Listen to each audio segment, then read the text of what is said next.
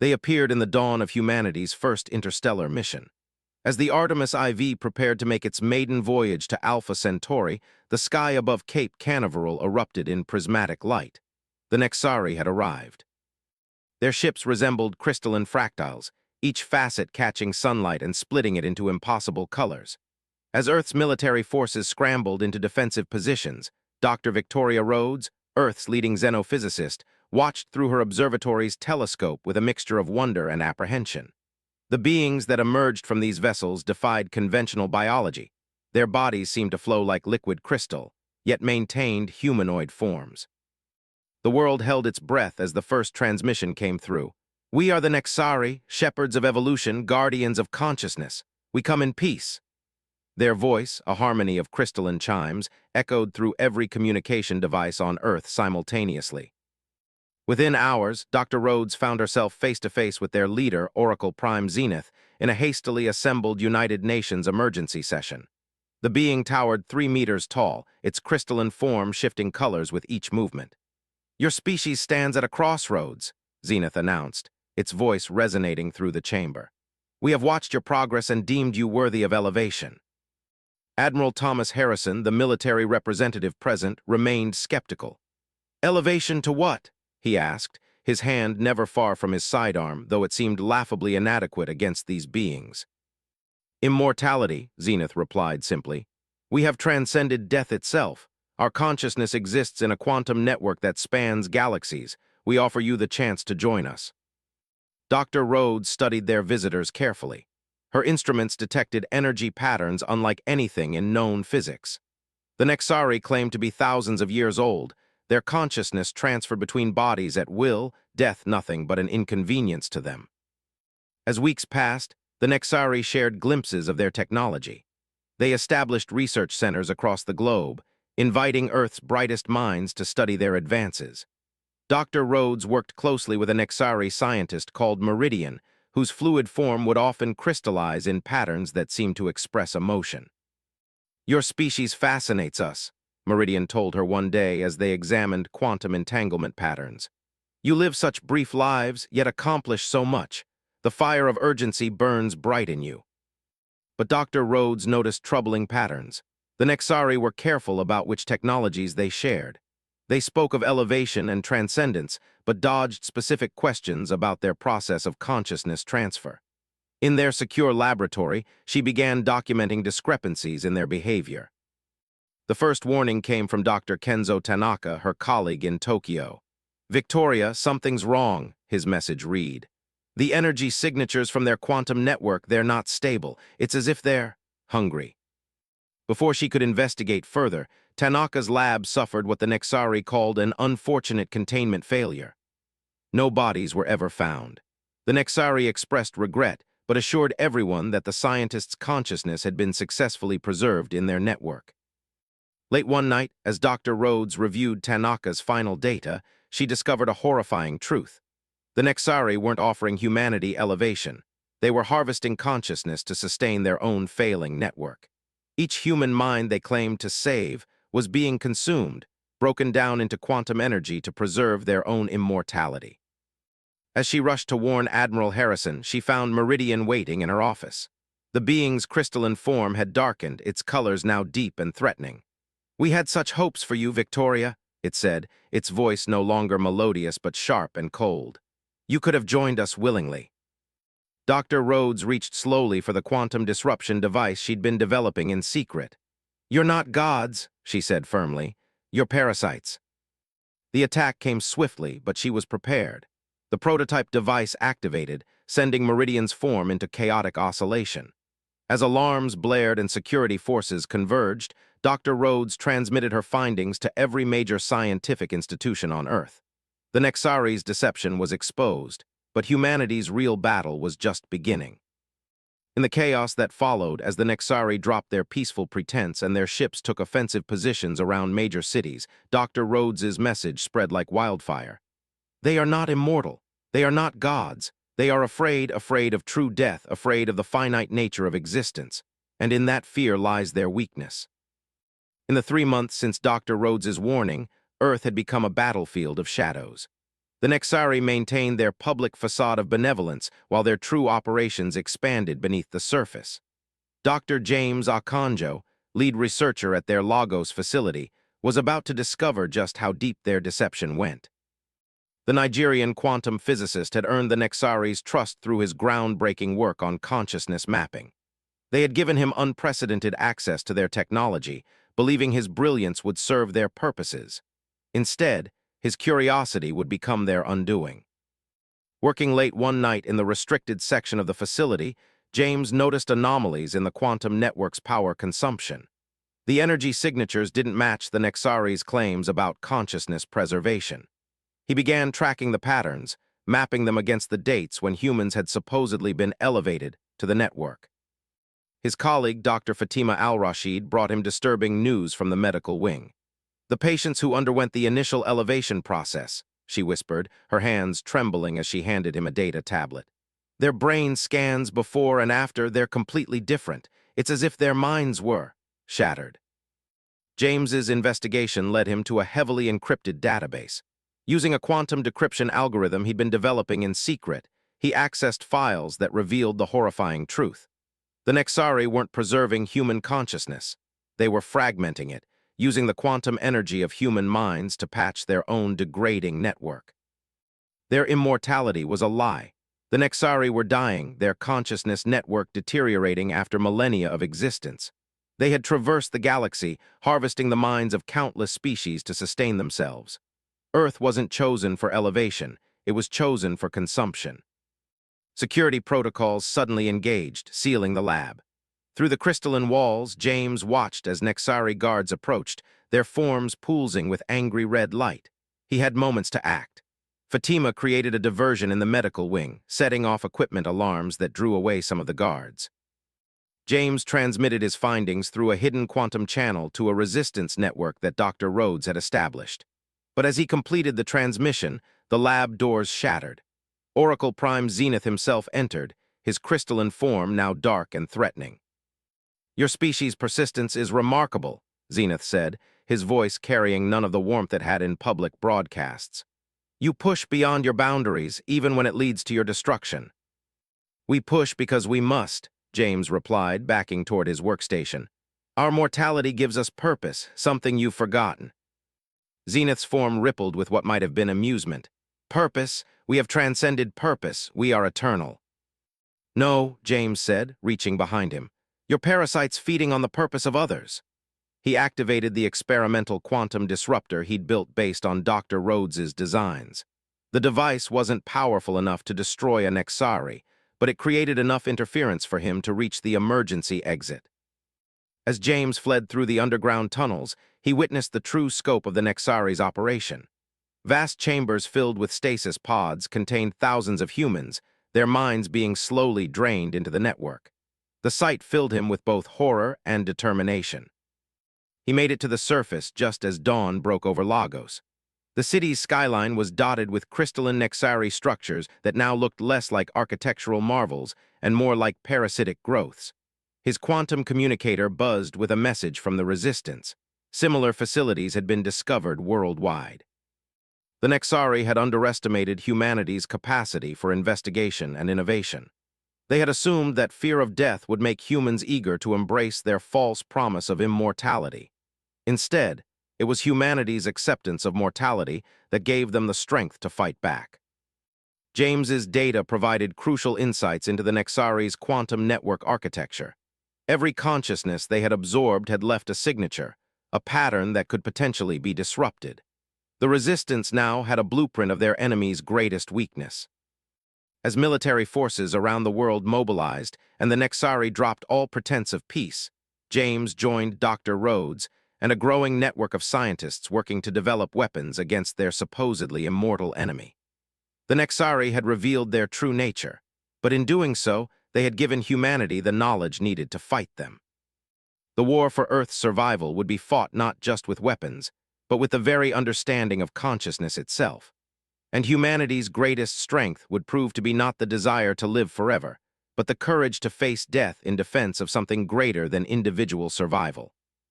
Commander Natasha Volkov stood at the window of an underground bunker in the Ural Mountains, watching holographic displays of global Nexari movements. 6 months into the open conflict, humanity had learned to fight smart rather than strong. As former head of Russian Special Operations, she now led the Global Defense Initiative's most successful strike team. "They're changing their patterns," she observed, noting the irregular crystalline formations appearing above major cities. Next to her, Dr. Rhodes and Dr. Akanjo studied the quantum energy readings from their latest reconnaissance mission. "They're getting desperate," James said, pointing to fluctuating energy signatures. "Each consciousness they absorb provides less sustenance than the last. They're burning through human minds faster than ever." The resistance had grown from scattered groups into a coordinated global force. Hidden bases like this one existed in every continent, connected through quantum-encrypted channels that the Nexari couldn't detect. They had learned to use their enemies' overconfidence against them. Lieutenant Wei Chen, their infiltration specialist, entered with new intelligence. "The Jakarta facility is vulnerable," he reported, bringing up detailed schematics. "Their quantum field generators are operating at maximum capacity. One precise strike could overload their entire network." Natasha studied the data. The Nexari's desperate hunt for consciousness had made them sloppy. Their supposedly perfect system was showing cracks, and humanity had become expert at exploiting them. The mission was set for midnight. As Natasha's team prepared, Dr. Rhodes made final adjustments to their quantum disruption devices. These improved versions could now temporarily disable Nexari forms, giving human forces precious moments to strike. "Remember," Natasha briefed her team, "we're not just fighting for survival. We're fighting for every mind they've stolen, every species they've consumed across the galaxy. Today, we prove that mortality isn't a weakness, it's what makes us strong." The attack began with an electromagnetic pulse specifically tuned to the Nexari's quantum frequency. As their crystalline structures flickered, human forces moved in. Wei's team inserted through maintenance tunnels while Natasha led the main assault. Inside the facility, they found evidence of the Nexari's growing desperation. The stasis chambers were crude compared to earlier versions, hastily constructed to process humans faster. The beings themselves moved with less precision, their forms occasionally destabilizing. "They're burning out," James observed through their comm channel. "Their network can't handle the strain of so many fragmented consciousnesses." The team fought their way to the central processing chamber. Nexari guards, their forms now jagged and erratic, tried to stop them. But humanity had learned their weaknesses well. Concentrated sonic pulses disrupted their crystalline structures, while quantum field generators prevented them from transferring their consciousness to new forms. In the chamber's center, they found what they had feared, thousands of humans suspended in quantum stasis, their minds being systematically drained. But something was different. Some of the victims were fighting back. "It's beautiful," Dr. Rhodes whispered over the comm. "Human consciousness is too chaotic, too individual for their network to properly process. We're corrupting their system from within." Natasha's team planted quantum bombs designed to overload the facility's network while freeing as many victims as possible. As they worked, a massive Nexari form materialized, Oracle Prime Zenith himself. "Your resistance is remarkable," he admitted, his voice carrying an edge of static. "But futile. We have consumed civilizations far greater than yours." "Those civilizations didn't have something we have," Natasha replied, activating her quantum disruptor. "The willingness to die for what we believe in." The battle that followed was unlike anything in human military history. Zenith's form split and reformed, trying to overwhelm them from all sides. But human ingenuity had prepared for this. Wei's team deployed quantum field barriers, trapping Zenith in a single form. Dr. Rhodes's disruptors prevented him from accessing the network. For the first time, they saw fear in an Nexari's form. The facility's overload sequence reached critical mass. As emergency protocols engaged, Natasha's team evacuated with as many rescued humans as they could save. Zenith, trapped and desperate, tried one last attack. "You cannot defeat death itself," he raged, his form becoming increasingly unstable. "We don't want to defeat death," Natasha replied, triggering the final detonation sequence. "We've learned to live with it. That's what makes us dangerous." The explosion took out the entire facility, sending quantum shockwaves through the Nexari network. As they escaped, Dr. Rhodes's instruments detected something unprecedented, rescued human consciousness beginning to reconstruct itself, breaking free from the Nexari's control. The Jakarta victory marked a turning point. Humanity had proven that the Nexari could be beaten, their perfect system corrupted by the very chaos they sought to consume. But more importantly, they had discovered that human consciousness, shaped by mortality and individual experience, was poison to the Nexari network. The war was far from over, but for the first time, humanity could see a path to victory. Their greatest weakness, their mortality, had become their greatest weapon against those who feared death too much to truly live. Deep beneath the ruins of Geneva's CERN facility, Dr. Rhea Patel worked tirelessly on what could be humanity's last hope. The quantum harmonics chamber before her pulsed with an otherworldly glow, its intricate network of crystalline shards harvested from fallen Nexari. "The consciousness resonance is holding stable," she announced to the team gathered around her. Commander Volkov and Dr. Rhodes watched as the device synchronized with the quantum field generators they'd recovered from Jakarta. Dr. Akanjo's calculations had been perfect. Human consciousness could indeed be weaponized against the Nexari network.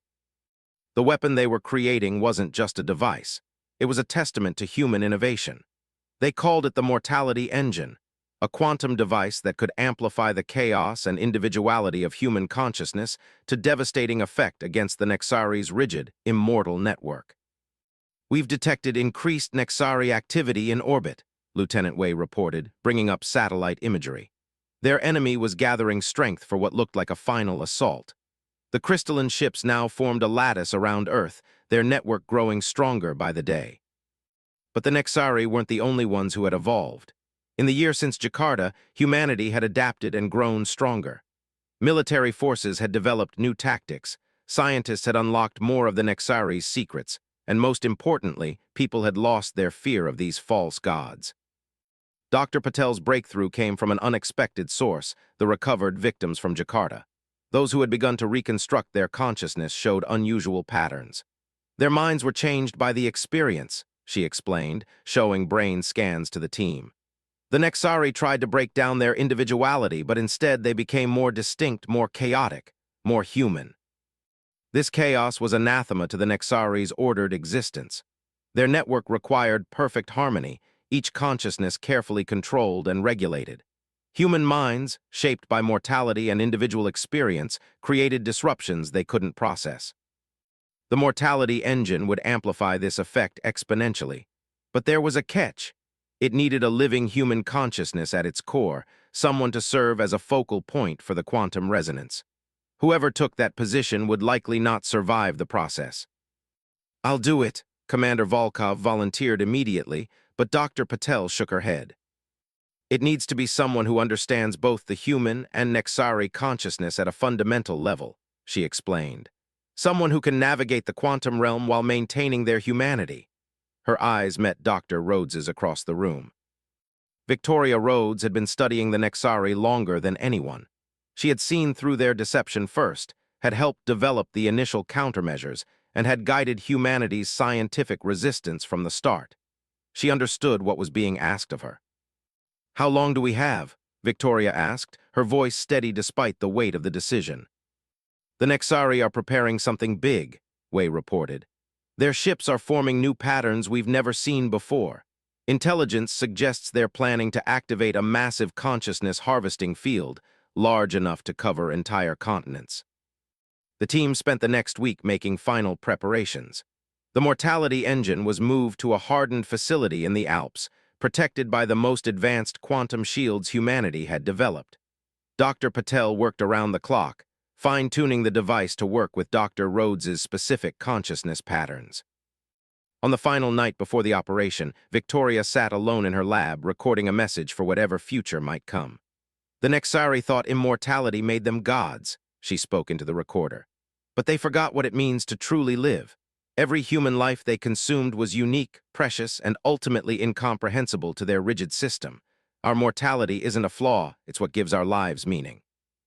The next morning, as dawn broke over the Alps, humanity prepared for its greatest gambit.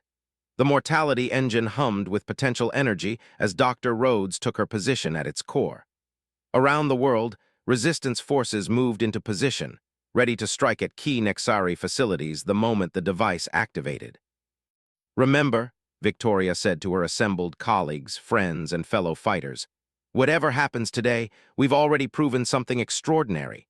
We've shown that the fear of death is nothing compared to the courage to live for something greater than ourselves." As the Nexari ships began their ominous descent toward Earth, humanity stood ready to prove that true strength comes not from cheating death, but from facing it with purpose and dignity. The final battle for Earth's survival was about to begin, and at its heart was a weapon powered not by immortality, but by the very essence of what it means to be human. The sky above the Alps turned crystalline as the Nexari deployed their final weapon. Their massive consciousness harvesting field created a prismatic dome that stretched across the horizon, threatening to engulf all of Europe. Within the hardened facility, Dr. Victoria Rhodes took her place within the Mortality Engine's quantum chamber, her mind about to become humanity's greatest weapon. "Nexari ships are entering the atmosphere," Lieutenant Wei reported, his voice tense. "They're concentrating their forces directly above us. They know what we're planning." Commander Volkov's Global Resistance Forces had positioned themselves at strategic points worldwide, ready to strike at the Nexari's critical facilities. Dr. Patel monitored the Mortality Engine's quantum harmonics, making final adjustments as Victoria's consciousness began interfacing with the system. "Their network is reaching critical mass," James Akanjo warned, watching energy readings spike across his displays. "They're channeling power from every facility on Earth. Whatever they're planning, it's now or never." The chamber hummed with energy as Victoria closed her eyes, her mind expanding into the quantum realm. Through the Mortality Engine, she could sense the vast Nexari network, a crystalline lattice of stolen consciousness stretching across space itself. But where they sought perfect order, she brought beautiful chaos. Oracle Prime Zenith's voice boomed through every communication device simultaneously. "Your resistance ends today. Your consciousness will join the countless others we have harvested, feeding our eternal existence. Accept your elevation." Victoria's response, channeled through the Mortality Engine, reached every human mind on Earth. "We choose to remain mortal. We choose to be human." The device activated. At first, the effect was subtle. The Nexari network flickered, individual nodes of their consciousness web experiencing minute disruptions. But as Victoria's humanity, her memories, hopes, fears, and above all, her acceptance of mortality rippled through their system, the disruptions grew exponentially. "It's working," Dr. Patel exclaimed, watching the cascade of quantum failures spreading through the Nexari network. "Their system can't process the complexity of human consciousness when it's amplified like this." The Nexari retaliated immediately. Their ships focused energy weapons on the facility, while their ground forces launched a desperate assault. But humanity was ready. Commander Volkov's forces deployed quantum shields developed from Nexari technology, while resistance teams worldwide began striking at the aliens' power generation facilities. Inside the quantum chamber, Victoria experienced something extraordinary. As her consciousness expanded through the Nexari network, she encountered others, not just humans, but countless species the Nexari had harvested over millennia. Their individual minds, suppressed but not destroyed, resonated with her human chaos. "They're awakening," she managed to communicate through the system. "Every consciousness the Nexari ever stole, they're all fighting back." The effect was catastrophic for the Nexari. Their network, designed to maintain perfect harmony, was being torn apart by billions of individual minds reasserting their unique existence. The crystalline ships above began to fracture, their perfect forms corrupted by the very diversity they had sought to consume. Zenith made one final attempt to restore order. His consciousness, vast and ancient, tried to overwhelm Victoria's mind directly. But in doing so, he encountered something his kind had forgotten over their eons of existence, the raw, unfiltered experience of what it meant to be mortal. "How do you endure it?" his thoughts echoed through the quantum realm. "The uncertainty, the fear, the knowledge of your own end." "We endure it together," Victoria responded, her consciousness joined by millions of others. "And it makes every moment precious." The Mortality Engine reached full power. The quantum cascade became unstoppable. Around the world, Nexari structures began to crystallize and shatter. Their consciousness network, sustained for millennia by stolen minds, finally collapsed under the weight of individual will. In that moment of collapse, something remarkable happened. The consciousnesses of countless species, held captive for eons, were finally released. Some faded peacefully, accepting their long-delayed natural end. Others, more recently absorbed, found their way back to their original forms. The sky filled with auroras as billions of minds found freedom in their own unique ways. Victoria's consciousness began to fade, the strain of channeling such power taking its final toll. But her last thoughts were of triumph, not regret. She had proved that humanity's greatest perceived weakness, their mortality, was actually their greatest strength. As the last Nexari ship fell from the sky, Dr. Patel recorded one final set of readings from the mortality engine. The data showed something unprecedented, a quantum pattern suggesting that consciousness, in all its chaotic beauty, could never truly be contained or controlled. It could only be experienced, cherished, and ultimately let go. Humanity had not just survived. They had freed countless civilizations from eternal imprisonment. They had proved that a life lived in acceptance of its own ending was far more powerful than an endless existence sustained by fear of death. In the years that followed, Earth would rebuild. The remaining Nexari technology would be studied and adapted, not to cheat death, but to enhance life. Victoria Rhodes's sacrifice became a symbol of human resilience, a reminder that true immortality lies not in endless existence, but in the legacy we leave behind.